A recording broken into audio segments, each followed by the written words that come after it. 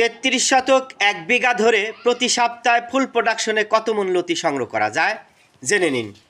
প্রিয় দর্শক দেখেন, এগুলো হচ্ছে লতিরাজ কচুর লতি। কত সুন্দর মানের লতি। এখনও কিন্তু শীতকাল শেষ হয় নাই, বিধায় লতিটা কিন্তু এখনও লম্বা হচ্ছে না।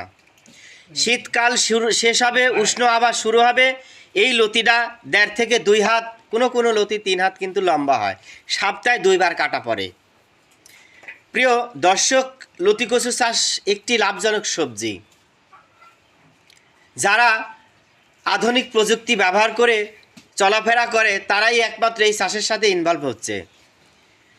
যারা লতি কচু চাষ করতে চান আমাদের সাথে যোগাযোগ করে কিন্তু বীজ সংগ্রহ করতে পারেন।